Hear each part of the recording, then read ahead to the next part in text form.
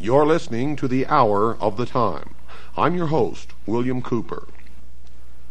Tonight, ladies and gentlemen, we begin the origin, the history, the dogma, and the identity of the ancient mystery religions which are now known as the mystery schools, the Order of the Quest, Freemasonry, the ancient Order of the Rose and Cross, the Knights Templar, the Sovereign and Military Order of the Knights of Malta, the Order of St. John of Jerusalem, the Priory de Sion, the Thule Society, are sometimes known as the Thule Society, the Order, the Skull and Bones, the Russell Trust, the Jason Society, the Scroll and Key, the Illuminati, and I could go on and on and on and on.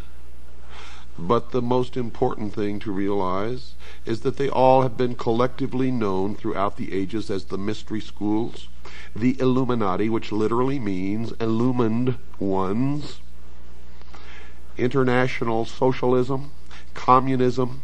They are all one and the same, as you will come to know. And you will understand perfectly how they've been able to infiltrate all of our society. What you hear tonight does not necessarily reflect my views or beliefs or religion, nor those of WWCR.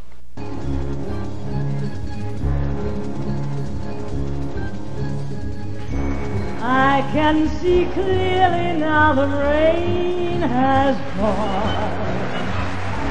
I can see all obstacles in my way. Gone are the dark clouds that had me blind. It's gonna be a bright, sunshiny day. It's gonna be a bright, sunshiny day. I can make it now, the pain has gone. All of the bad feelings have disappeared. Here is that rainbow I've been searching for. It's gonna be a bright, sunshiny day. It's gonna be a bright, sunshiny day. Look all around, nothing but blue skies. Look straight ahead, nothing but blue skies. And I'm ready, I can see it shining somewhere. Bright light somewhere, invite me to come there and learn. And I'm ready, I can hear sirens sing. Inside my head I hear them all singing, come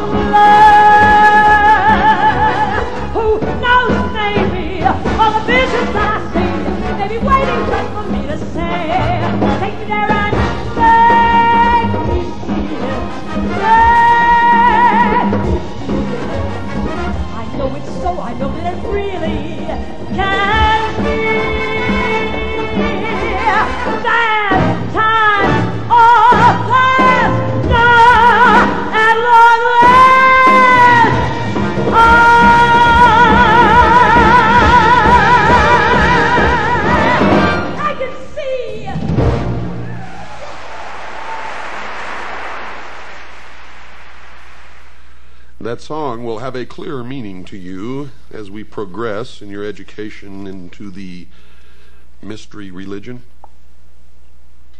But we have to begin in the beginning with every story and every history. And we have to begin at the beginning of mankind. And the beginning is the beginning according to the mystery religion. And they believe wholeheartedly that man is a product of evolution, not of an extraterrestrial race, and not of the creation of some benevolent God. They believe that the tree-dwelling ancestors of man were among the most intelligent beings of their distant age.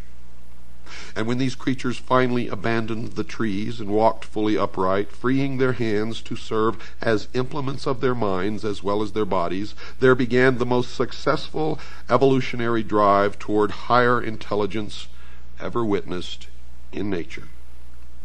As ground dwellers, these creatures were easy victims of the great predators who hunted them down by day and surprised them at night as they huddled in clearings or in caves.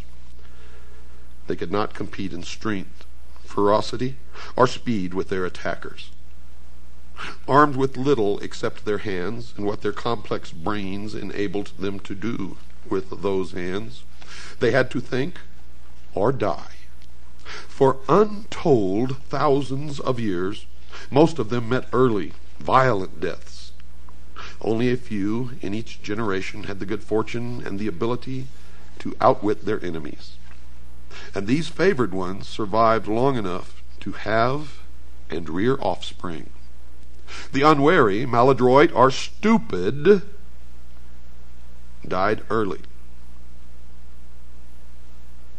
And folks, I'm afraid that the stupid who live today are going to die early also. But back to the beginning.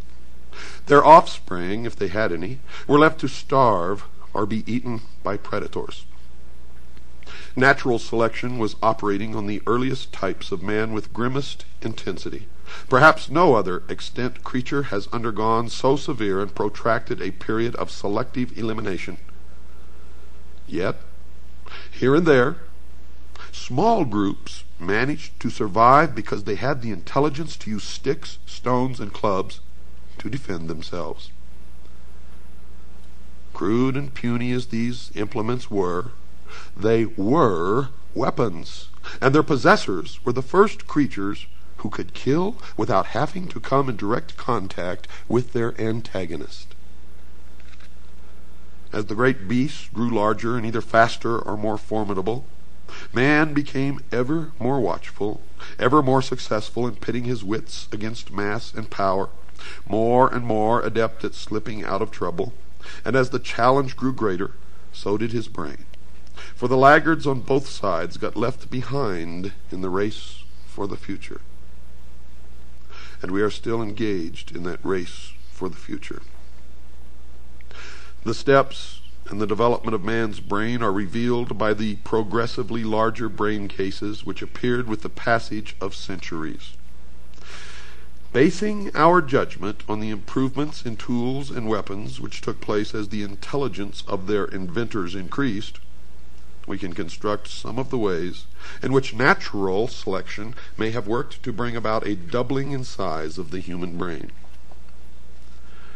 Many edible nuts are too hard for even a caveman to crack between his teeth. Accordingly, they were useless to early man until some genius of his day discovered that any nut could be opened if it were just placed upon one stone and struck hard with another.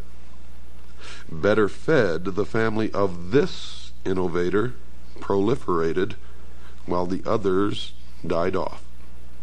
Perhaps centuries later, while a man sat cracking nuts between two stones, one stone broke, and the broken edge cut his hand. Previously, men in the same situation had thrown the broken stone away and nursed their cuts. But this man started thinking. He possessed an original thought. Since the edge had cut through his skin and